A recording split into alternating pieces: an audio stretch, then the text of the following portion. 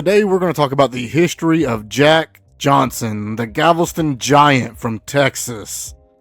John Arthur Johnson, born March 31st, 1878, lived up until June 10th of 1946, nicknamed the Galveston Giant, was an American boxer who at the height of the Jim Crow era became the first black world heavyweight boxing champion, something that will be recognized and admired up until this day. He was the champion from 1908 to 1915. His 1910 fight against James J. Jeffries was dubbed the fight of the century. Johnson defeated Jeffries, who was white, triggering dozens of race riots across the United States, according to filmmaker Ken Burns. Quoting, "For more than 13 years, Jack Johnson was the most famous and the most notorious African American on earth.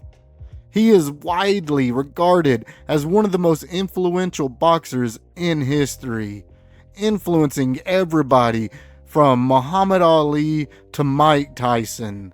In terms of the prejudices, they say I'm controversial. They say that I'm bold, but I wasn't nothing like Jack Johnson. You must remember now, this is a black man. Think about how we were treated here. They had lynchings and rapings and burnings, and every time he'd fight, they lynched Negroes and burned houses. And that's history. This man was told, if you beat this white man, we're going to shoot you from the audience. He said, well, just shoot my black so-and-so because I'm going to knock him out. And he's walking around the streets with white women, beating up white men. He had to be a courageous man, so I just admire him for more so than his boxing ability. But in those days, there was no television, no airplanes, no press media, and they lynched Negroes and news didn't leave a certain state. He had the nerve to be beating up white men and daring them to get up and knowing they might kill him. I don't know what he had. Who talked to him? Who was backing him? Okay, you've expressed yourself in that regard. I'm bold. He was crazy. In 1912, Johnson opened up a successful and luxurious Black and Tan restaurant and nightclub in Chicago. He had a hustle in his bones, not just fighting, which in part was run by his wife, a white woman. Major newspapers of the time soon claimed that Johnson was attacked by the federal government only after he became famous as a black man married to a white woman, and was linked to other white women. We can believe that Johnson was possibly a player. Johnson was arrested on charges violating the Federal Mann Act, forbidding one to transport a woman across state lines for immoral purposes, a racially motivated charge that embroiled him in controversy for his relationships, including marriages. Sentenced to a year in prison, Johnson fled the country and fought boxing matches abroad for 7 years until 1920, when he served his sentence at the federal penitentiary at Leavenworth. Johnson continued paying fights for many years and operated several other businesses, including lucrative endorsement deals. He died in a car crash in 1946 at the age of 68. In 2018, Johnson was posthumously pardoned by U.S. President Donald Trump. Now let's go through the life of this great man. Born on March 31st, 1878, Johnson grew up in Galveston, Texas. He was the third child and eldest son among 9 children born to Henry and Tina Johnson, both formerly enslaved. Henry was disabled while serving in the Union's 38th Colored Infantry as a civilian teamster, and also worked as a janitor while Tiny took in washing. As a youth, Johnson associated with the racially integrated 11th Street and Avenue K gang, though he later wrote in his 1927 autobiography that he did not engage in fights before the age of 12. Remembering his childhood, Johnson said, "As I grew up, the white boys were my friends, my pals. I ate with them, played with them, and slept at their homes. Their mothers gave me cookies. I ate at their tables. No one ever taught me that white men were superior to me. Although a segregated high school for black students was available to him, Johnson did not enroll. Instead, he entered the workforce to contribute to his family's income. He held a series of jobs, including cleaning a barbershop, working as a porter in a gambling parlor, and assisting a baker. For a time, he traveled to Dallas in search of employment and apprenticed with a carriage painter. It was there that the shop owners, Walter Lewis, first introduced him to the sport of boxing. Johnson later said that he left home again at age 16. According to his account, he traveled to Manhattan to meet Steve Brody, an Irish immigrant who claimed to have survived a jump from the newly completed Brooklyn Bridge in 1886. He reportedly then went to Boston to see another of his heroes, Barbados Joe Walcott, a welterweight fighter from the West Indies. Afterwards, Johnson returned to the Texas Gulf Coast and worked as a janitor, a stable boy, a hotel porter, and a longshoreman. At one point, he got a job cleaning a gym and saved up enough money to buy a pair of boxing gloves. In the summer of 1895, he took part in his first significant bout, facing fellow dock worker John Lee on the beach. Johnson won both the match and the $1.50 prize. Later that summer, when professional boxer Bob Thompson offered $25, big money at that time, to anyone who could last 4 rounds with him in Galveston, Johnson, he accepted the challenge. He completed the 4 rounds, but later described the prize money as the hardest earned money of his life. In today's money, it transfers over to roughly $900, a little bit more. His boxing career. Johnson made his debut as a professional on November 1st, 1898 in Galveston, when he knocked out Charlie Brooks in the second round of a 15-round bout. This victory gave him the Texas State middleweight title. In 1899, Johnson traveled to Chicago and began winning battle royals, in which a half dozen or more young black men were gloved, blindfolded, and pushed into a ring where they were forced to flail at each other until only one remained standing. Johnson was that last man standing and won $1.50, which he had to turn over to the white manager who had gotten him the fight. His performance attracted the attention of promoter Jack Curley and PJ Patty Carroll, who arranged for him to face black heavyweight John Klondike Haynes. Johnson lost that bout in May 1899 after retiring in the 5th round. In 1901, Carroll organized a rematch between Johnson and Klondike in Memphis. Johnson battered Klondike badly enough that he quit in the 14th round. On February 5th, 1903, at Hazard's Pavilion in Los Angeles, Johnson won a 20-round decision over Denver Ed Martin for the World Colored Heavyweight Championship, which he defended 4 times in the 2 years. A belt that will be in play up until the reign of Joe Louis, when he is universally accepted as the ultimate boxer. By the end of 1903, the LA Times declared that Jack Johnson is now the logical opponent for champion Jeffries. The color line gag does not go now. At the time, the heavyweight boxing champion was highly regarded as an embodiment of ideal masculinity. The prospect of an African American holding the title challenged prevailing beliefs in white superiority. Because boxing was one of the most popular sports of the era alongside baseball and horse racing, the champion attracted significant public attention. Many white Americans opposed the idea of a black champion receiving such prominence after defeating white opponents. As a result, Johnson encountered substantial obstacles in securing a bout with the reigning heavyweight champion. In 1904, Johnson issued a challenge to James J. Jeffries, who held the world heavyweight title at the time. However, Jeffries refused to fight an African American and retired instead. Johnson later fought former champion Bob Fitzsimmons in July 1907 and knocked him out in 2 rounds. Johnson finally won the world heavyweight title on December 26, 1908, a full 6 years after lightweight champion Joe Gans became the first African American boxing champion. Johnson's victory over the reigning world champion, Canadian Tommy Burns, at the Sydney Stadium in Australia came after following Burns around the world for 2 years and taunting him in the press for a match. Burns agreed to fight Johnson only after promoters guaranteed him $30,000.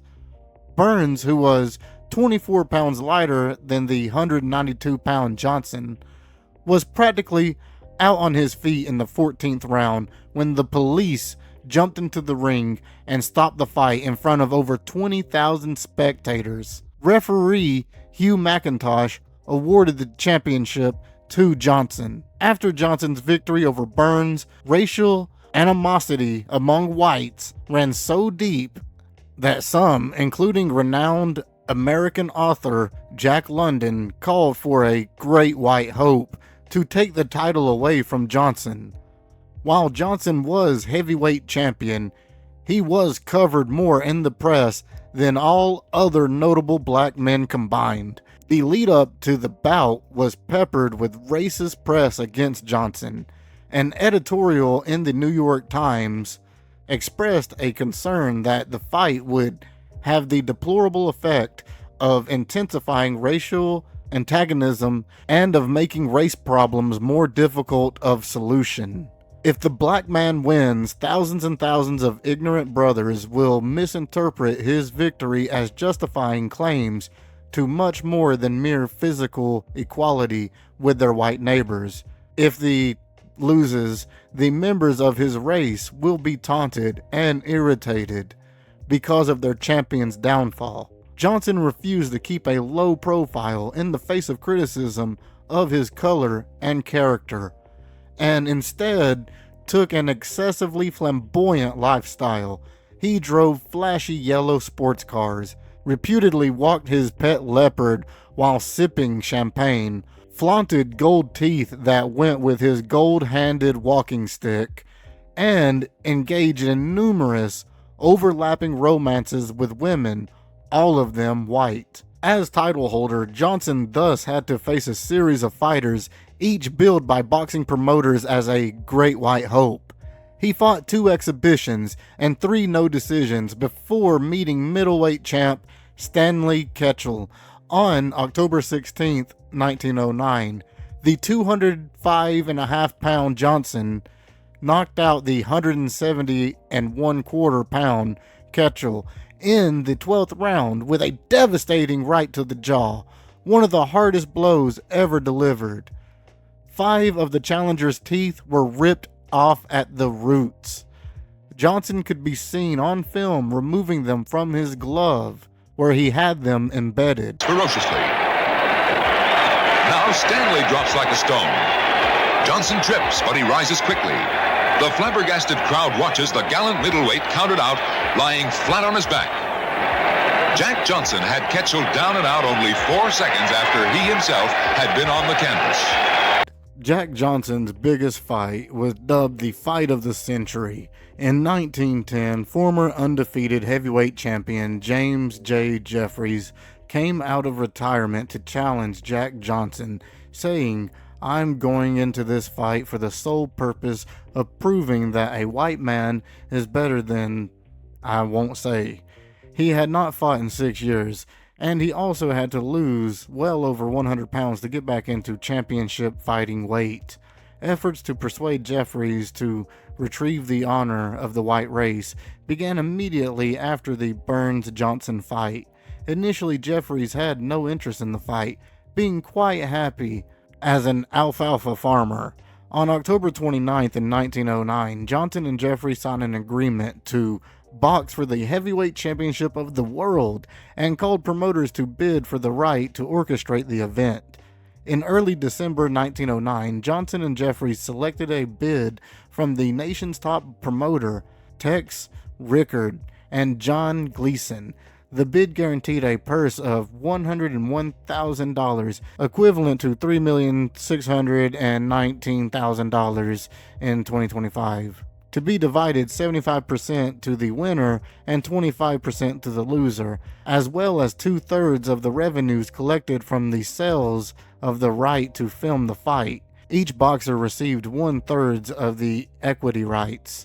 Although it was well understood that the victory for Jeffries was likely to be more profitable than a victory for Johnson, there were no doubts that either way the event would produce record profits. Legal historian Barack Orbach argues that an industry that promoted events through the dramatization of rivalries, a championship contest between an iconic representative of the white race and the most notorious black fighter, was a goldmine.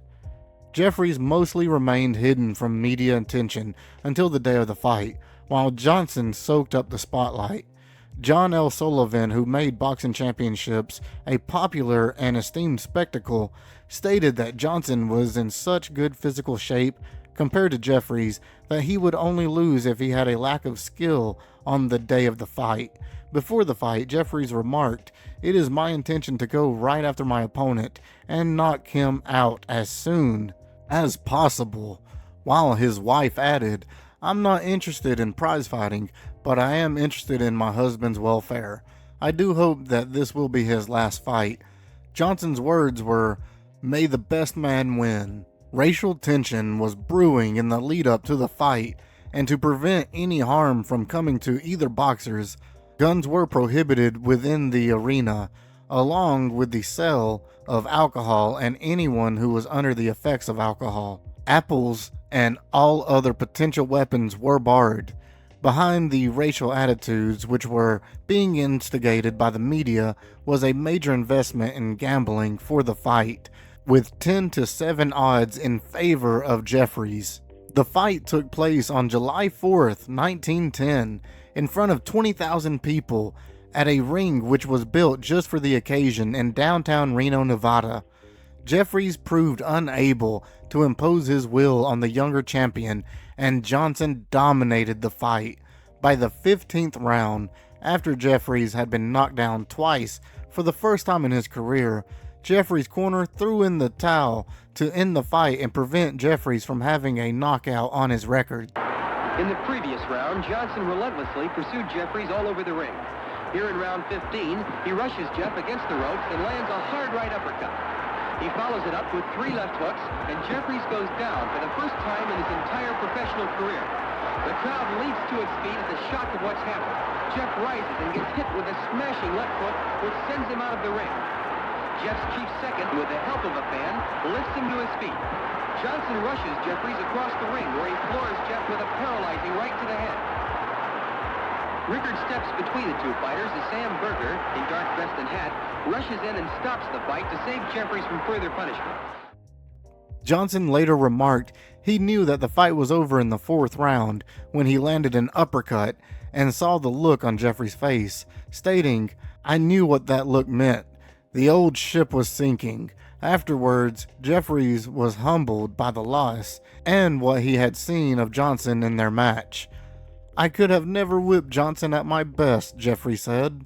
"I couldn't have hit him. No, I couldn't have reached him in 1,000 years." The fight of the century earned Johnson $65,000, over $2.2 million in 2025, and silenced the critics who belittled Johnson's previous victory over Tommy Burns as empty, claiming that Burns was a false champion since Jeffries had retired undefeated. John L. Sullivan commented after the fight that Johnson won deservedly, fairly, and convincingly. "The fight of the century is over, and a black man is the undisputed champion of the world. It was a poor fight as fights go. This less than 15 round affair between James J. Jeffries and Jack Johnson. Scarcely has there ever been a championship contest that was so one-sided. All of Jeffries' much vaunted condition amounted to nothing. He wasn't in it from the first bell tap to the last. The had few friends, but there was little demonstration against him. Spectators could not help but admire Johnson because he is the type of prize fighter that is admired by sportsmen. He played fairly at all times and fought fairly. What a crafty, powerful, cunning left hand Johnson has. He is one of the craftiest, cunningest fighters that ever stepped into the ring. They both fought closely all during the 15 rounds. It was just the sort of fight that Jeffries wanted. There was no running or ducking like Corbett did with me in New Orleans, 1892. Jeffries did not miss so many blows because he hardly started any. Johnson was on top of him all the time. Johnson didn't get gay at all with Jeffries in the beginning, and it was always the white man who clinched, but Johnson was very careful, and he backed away and took no chances, and it was good-natured with it all. The best man won, and I was one of the first to congratulate him, and also one of the first to extend my heartfelt sympathy to the beaten man. Jack Johnson defends his title once more against Jim Jeffries. Reno, 4th of July, 1910. One of the great events in sports history is just 24 hours away as we look at downtown Reno, Nevada on July 3rd, 1910. Jeffries retired undefeated in 1904, over 6 years ago. The city of Reno is in a frenzy as 15,000 fight fans swarm into the little town. This is the fight the entire boxing world has been waiting for. A clash between the two men who are ranked as the greatest heavyweight champions of all time. Let's go back 6 months to the time when Jeffries first opened his training camp and look at what 6 years of inactivity has done to the former champion. Here we see Jeff shaking hands with well-wishers. His weight at this time is over 314 pounds. Also visiting Jeff are former heavyweight champions John L. Sullivan to your right and James J. Corbett to your left. There had been an 18-year feud between these two great fighters, which is finally patched up on this very day. To the delight of cameramen, they go through a mock sparring session with the mustached John L. showing some of the feints he used over 2 decades ago when he was bare-knuckle champion. A final handshake ended all of the bad feeling between the two. We're seeing the stadium being built, which will feature the biggest sporting event of the century. This is the first time in pugilistic history that an arena has been built specifically for one special prize fight. The promoter is the fabled Tex Rickard, who paid $120,000 in gold to capture this sporting plum. It's now July 1st, just 3 days until Jeffries and Johnson enter the ring. Unbelievably, you are looking at a 226-pound Jim Jeffries. Jeff has done what many experts had predicted was virtually impossible. He has recaptured his fighting form and shed over 110 pounds in the process. On this particular day, he's loosening up in preparation for 3 rounds of sparring with the legendary Joe Shawinski. A crowd of over 1,000 fight fans is present to watch Shawinski, a man considered one of the great fighters of the era, demonstrate to Jeffries the various moves he used to whip Jack Johnson, the present champion. Shawinski, the smaller fighter in long white boxing tights, enjoys a unique distinction in heavyweight history. Not only did he hold Jeffries to a 20-round draw, a remarkable feat considering that Jeffries has never been beaten, but in addition, he knocked out Jack Johnson in 3 rounds back in 1901, which places Shawinski in a category with the great fighters of the period. He thinks nothing of giving away as much as 100 pounds to an opponent and then proceeds to knock him out. It's 6:30 in the morning, July 4th, 1910. It seems scarcely conceivable that this seemingly carefree James J. Jeffries, in just 6 hours, will be in the toughest fight of his life against one of the greatest fighting machines in the history of boxing. At the same time, champion Johnson takes his morning constitutional. Now at 9 o'clock in the morning, the trains are arriving every half hour, bringing fight fans to see the match that has been billed as the Battle of the Giants. No sooner does one train unload when the next one pulls in jammed to capacity. Outside the arena, 4 hours before fight time, $50 ringside seats are being scalped for $125 each. And in 1910, $125 represented the purchasing power of nearly $7,000 today. Extensive motion picture coverage has been planned as the entire world waits for the results. 20 minutes before fight time, the light heavyweight champion of the world, Philadelphia Jack O'Brien, is introduced to the packed stadium. Here's Abe Attell, featherweight champion of the world, and ranked as one of the greatest boxers of all time, regardless of division. But the man who gets the finest ovation is bare-knuckle champion Jake Kilrain. Fans will never forget Jake's 75-round fight with champion John L. Sullivan. At exactly 3 minutes to 1, a hush settles over the stadium as champion Jack Johnson makes his way through the crowd. Jack always insists on being the first to enter the ring. He takes this superstition so seriously that it's actually part of the conditions of the contract. From the moment Johnson enters the ring, the big golden smile, which is his trademark, never leaves his face. A grimly determined Jeffries enters the ring 4 minutes later. The fight is scheduled for 45 3-minute rounds, and the temperature is 110 degrees of suffocating heat. Champion Johnson is in brilliant physical condition, weighing 212 pounds. Jeffries, at 226 pounds, is fighting at the same weight at which he last defended the heavyweight championship in 1904 against Jack Monroe. It was a tremendous task for Jeff to get himself into the rock-hard conditioned fighter he is today.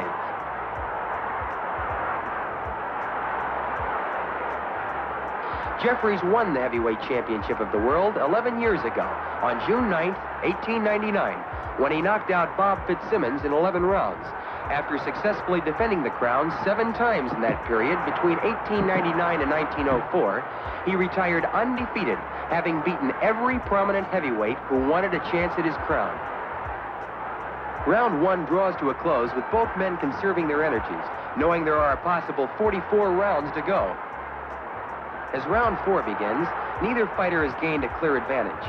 In rounds 2 and 3, the two men continued feeling each other out, searching for weaknesses, using early caution. The third man in the ring is none other than promoter Tex Rickard. For weeks, Johnson and Jeffries haggled about who should referee the fight. Rickard attempted to solve the problem by asking the President of the United States, William Howard Taft, to be the referee. When President Taft declined, Rickard then sent a wire to the famous British author of Sherlock Holmes, Sir Arthur Conan Doyle, who also respectfully declined. Finally, Rickard, who has never refereed a prize fight in his life, nominated himself as the third man in the ring. While he was in training, champion Johnson had read the glowing accounts of the giant-like strength of Jeffries. It said that no man living can tie Jeffries up in close. When Johnson heard this, he said that he was not only going to tie Jeffries up in the clinches, but that he was going to actually twist Jeff's arms behind his back in order to completely neutralize the strength of the challenger. Johnson lands a stinging overhand right, which is the best punch of the fight thus far, and round 4 comes to an end. We go into round 13 with the challenger Jeffries tiring badly. In rounds 5 through 12, Johnson has slowly but methodically worn Jeffries down with hard right uppercuts in the clinches and powerful lefts and rights to the body. The fight is definitely going the way Johnson has planned it. The champion is setting his own pace, letting the years of inactivity, the tremendous heat, and his own powerful punching slowly take their toll on the 37-year-old challenger. When Jeffries retired 6 years ago, Tommy Burns won general recognition as heavyweight champion by going around the world and defeating every heavyweight who laid claim to the crown. Burns lost his title December 26, 1908, just 2 years ago to Jack Johnson in Sydney, Australia, in a spectacular contest. Johnson returned to the United States and last year, in 1909, successfully defended his title against the middleweight champion of the world, Stanley Ketchel. This is Johnson's second title defense, and Jeffries is considered by far the most formidable opponent that Johnson has ever had to face. Both men are now feeling the effects of this tremendous heat, but it's the champion, Johnson, who definitely appears to be the stronger of the two. A smashing right hand by Johnson is followed by a jolting right uppercut. Champion Johnson is getting a $60,000 guarantee for this title defense, by far the biggest ever made to date. Jeffries' guarantee is $40,000, plus the astronomical figure of $75,000 for signing with Rickard for the fight. 1,500 never-say-die fans crashed over the fence when there simply were no more seats to be sold. In Rickard's financial breakdown of the fight, these same 1,500 crashers were listed as complimentaries. In the previous round, Johnson relentlessly pursued Jeffries all over the ring. Here in round 15, he rushes Jeff against the ropes and lands a hard right uppercut. He follows it up with 3 left hooks, and Jeffries goes down for the first time in his entire professional career. The crowd leaps to its feet at the shock of what's happened. Jeff rises and gets hit with a smashing left hook, which sends him out of the ring. Jeff's chief second, with the help of a fan, lifts him to his feet. Johnson rushes Jeffries across the ring, where he floors Jeff with a paralyzing right to the head. Rickard steps between the two fighters as Sam Berger, in dark vest and hat, rushes in and stops the fight to save Jeffries from further punishment. James J. Jeffries suffers the first and only defeat of his entire professional career, while Jack Johnson successfully defends his World Heavyweight Championship. Now, the riots and the aftermath. The outcome of the fight triggered race riots that evening, the 4th of July, all across the United States. Who would have thought? From Texas to Colorado to New York to Washington, D.C., Johnson's victory over Jeffries had dashed white dreams of finding a great white hope to defeat him. Many whites felt humiliated by the defeat of Jeffries. Black Americans, on the other hand, were jubilant and celebrated Johnson's great victory as a victory for racial advancement. Black poet William Waring Cunny later highlighted the black reaction to the fight in his poem, My Lord, What a Morning. The poem goes, My Lord, what a morning, my Lord, what a morning, oh my Lord, what a morning, when the stars begin to fall, when the stars begin to fall, one you'll hear the trumpet sound, to wake the nations underground, looking to my God's right hand, when the stars began to fall. Refrain.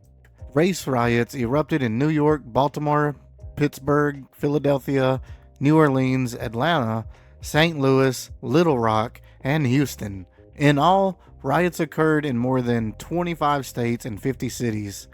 At least 20 people were killed in the riots, and hundreds more were injured. In late 1914, 2 ambitious promoters, Jack Curley and Harry Frazee, began working to arrange a title fight between Johnson and 6 foot 6 1/4 inch, 230-pound Jess Willard. The fight was set to the Oriental Park racetrack in Havana, Cuba, on April 5th, 1915, before a crowd of 25,000 people. At age 37, Johnson had a noticeable punch and looked anything but ready for the scheduled 45-round bout. Nevertheless, he dominated the fight until the 20th round. In the 26th round, Willard penetrated Johnson's weathering defense with a hard right hand to the head. Johnson was knocked out, and Willard became the new heavyweight champion. Johnson is said by many a year after the fight to have spread the rumors that he took a dive, but Willard is widely regarded as having won the fight outright. Many people thought Johnson purposefully threw the fight because Willard was white. In an effort to have his Mann Act charges drop, Willard ironically responded, "If he was going to throw the fight, I wish he would done it sooner. It was hotter than hell out there." Maintaining the color bar. The color bar remained in effect even under Johnson. Once he was the world's heavyweight champion, Johnson did not fight a black opponent for the first 5 years of his reign. He denied matches to black heavyweights Joe Jeanette, one of his successors as colored heavyweight champ, Sam Langford, who beat Jeanette for the colored title, and the young Harry Willis, who was a colored heavyweight champion during the last year of Johnson's reign as world's heavyweight champ. Black fighters were not given a chance at the title because Johnson maintained that he could make more money fighting white boxers. In August of 1913, as Johnson neared the end of his reign as world heavyweight champ, there were rumors that he had agreed to fight Langford in Paris for the title, but it did not happen. Johnson alleged that Langford was unable to raise the $30,000 for his guarantee.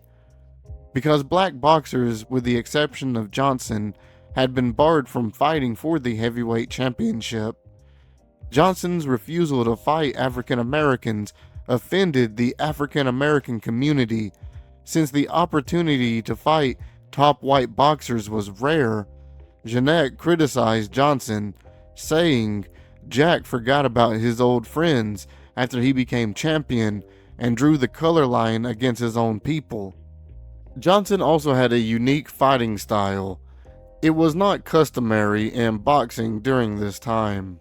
Though he would typically strike first, he would fight defensively, waiting for his opponents to tire out, becoming more aggressive as the rounds went on. He often fought to punish his opponents over the course of the bout rather than going for the knockout, and would continuously dodge their punches. He would then quickly strike back with a blow of his own. Johnson often made his fights look effortless, as if he had much more to offer, but when pushed, he could also display some powerful moves and punches. There are films of his fights in which he can be seen holding up his opponent, who otherwise might have fallen, until he recovered. Johnson was also known for his use of the mummy guard, which was later adopted by boxers such as Sandy Sadler and George Foreman. You can definitely see the blueprint of Muhammad Ali's style in Johnson. Johnson's personal life. Johnson earned considerable sums endorsing various products, including patent medicines, and had several expensive hobbies such as automobile racing and tailored clothing, as well as purchasing jewelry and furs for his wives. He challenged champion racer Barney Oldfield to an auto race at the Sheepshead Ray Brooklyn dirt track. Oldfield easily defeated Johnson. Once when he was pulled over for a $50 speeding ticket, he gave the officer a $100 bill. When the officer protested that he could not make the change for that much, Johnson told him to keep the change, as he was going to make his return trip at the same speed. In 1920, Johnson opened the Club Deluxe, a black and tan nightclub in Harlem. He sold it 3 years later to a gangster, Oni Madden, who renamed it the Cotton Club.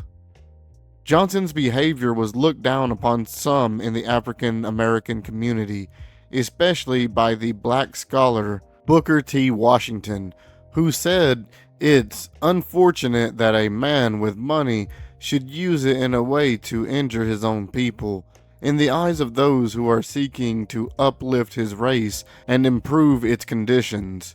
I wish to say empathetically that Jack Johnson's actions did not meet my personal approval, and I'm sure they do not meet with the approval of the colored race. Johnson flouted conventions regarding the social and economic place of blacks in American society. As a black man, he broke a powerful taboo in consorting with white women and would verbally taunt men, both black and white, inside and outside the ring. When asked the secret of his staying power by a reporter who had watched a succession of women parade into and out of the champion's hotel room, Johnson supposedly said, "Eat jellied eels and think distant thoughts." In 1911, Johnson, through an acquaintance, attempted to become a Freemason in Dundee, Scotland. He was initiated as an entered apprentice at the Forfar and Kincarding Lodge number 225 in the city. However, there was some opposition to his membership from within the lodge, but mainly from the Grand Lodge, who tried to stop the initiation from going ahead due to most Grand Lodges in the USA threatening to withdraw their Scottish Grand Lodge representation if it did. The Forfarshire Lodge was suspended by the Grand Lodge of Scotland, and Johnson's fees were returned to him, and his admission was ruled illegal. In July 1912, Johnson opened an interracial nightclub in Chicago called Café des Champions. Johnson wrote 2 memoirs of his life, Mes Combats in 1914 and Jack Johnson, In the Ring and Out in 1927. In 1943, Johnson attended at least one service at the Pentecostal Angelus Temple in Los Angeles, California, in a public conversion. While Detroit, Michigan burned in race riots, he professed his faith to Christ in a service conducted by evangelist Amy Semple McPherson. She embraced him as he raised his hand in worship. Now to go over Johnson and his love of the ladies, his marriages. Johnson engaged in various relationships, including 3 documented marriages. All of his documented wives were white. At the height of his career, Johnson was escalated by the press for his flashy lifestyle and for having married white women. According to Johnson's 1927 autobiography, he married Mary Austin, a black woman from Galveston, Texas.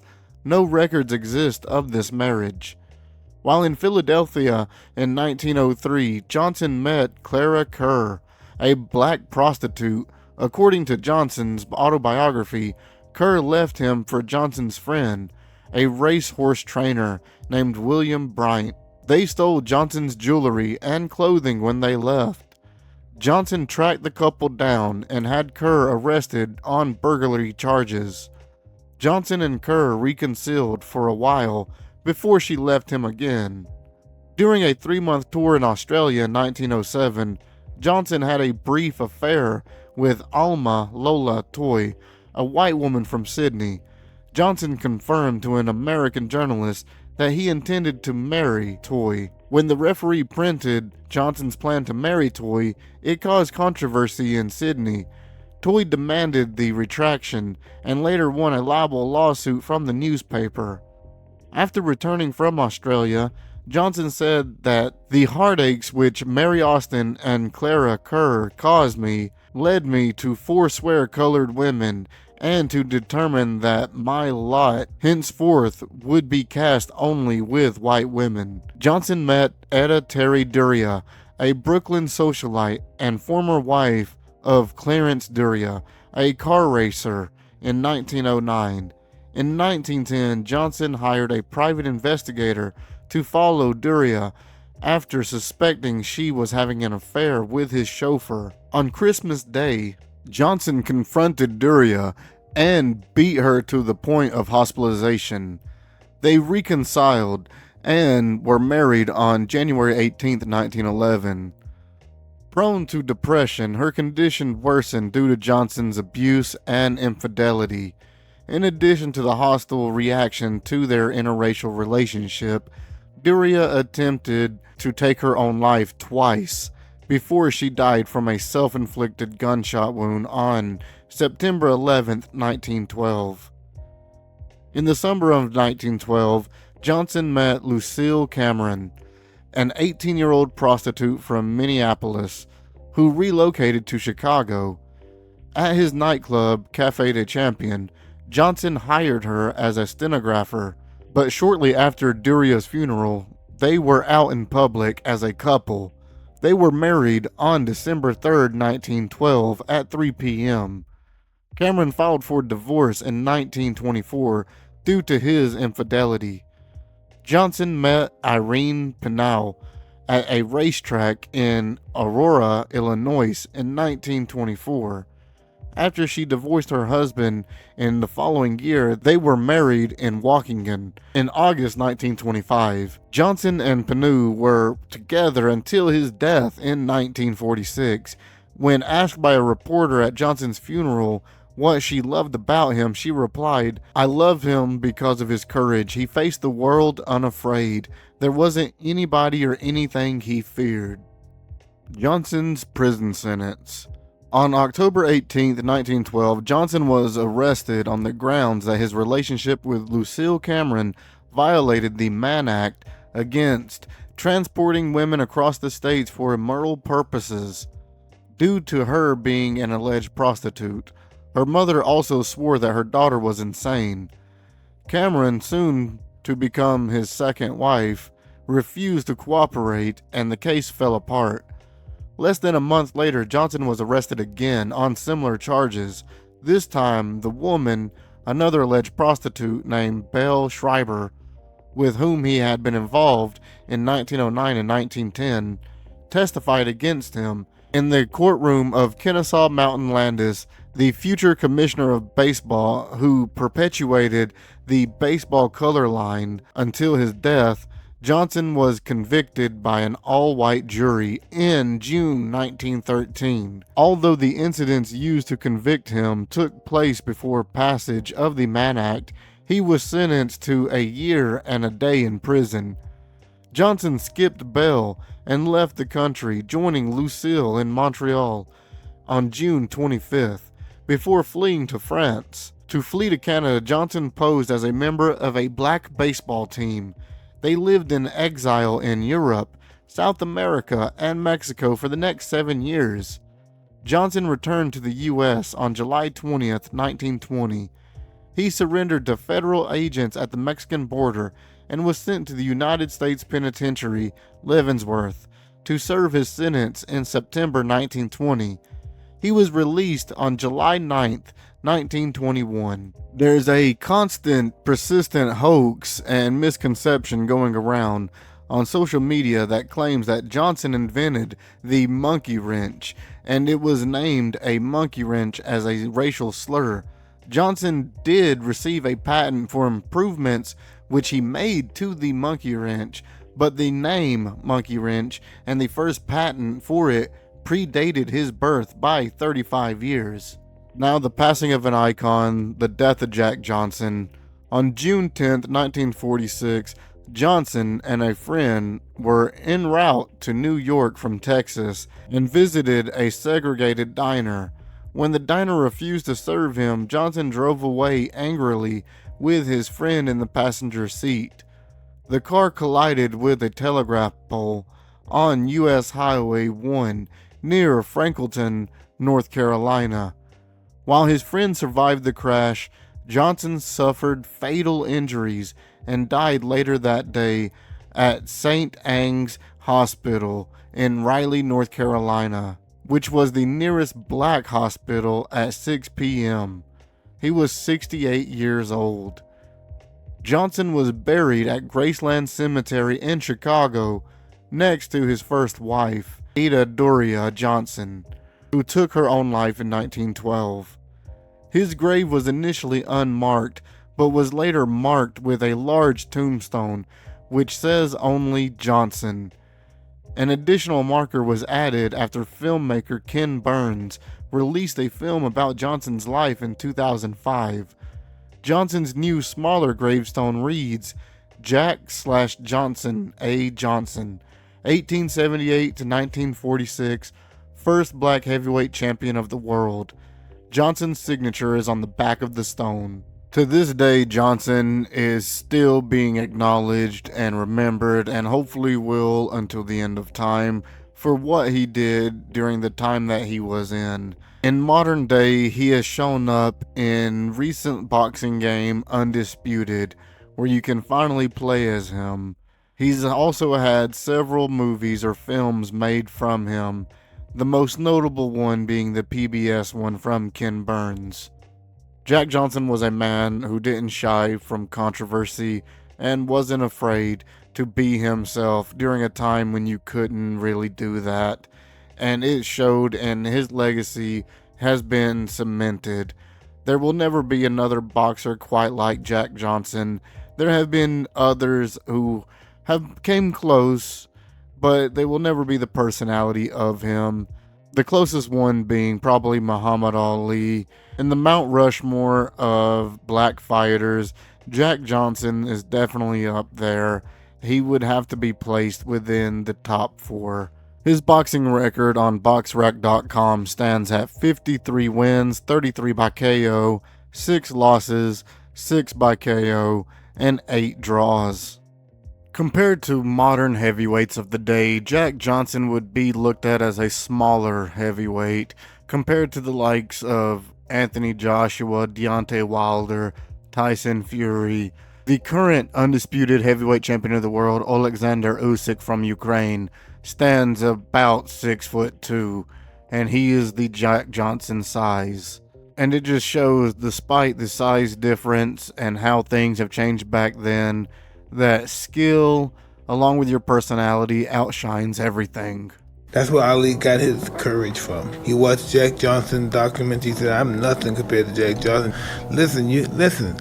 In 1908, you got lynched for looking at white women, reckless eyeballing. He married 3 of them. Wow. I don't put myself in the league of Jack Johnson. Jack Johnson's fighting in the ring, and there's 75,000 people saying, "I'm gonna kill you if you hurt him." You know, this is what they're saying. This is what they're saying in the while he's trying to he's fight. Fighting, and know what he's doing? Oh, and he's beating the guy. Boom, boom, boom. Oh, he's so beautiful. I'm gonna send him to you real nice. Boom, boom. And he's talking to the guy's wife. "How you doing, Miss Jeffries?" And then boom, boom, boom, beat the guy that. And if you ever watch him fight, he's looking at the crowd. He's always smiling because they're cursing at him like a dog. You're such a tough guy.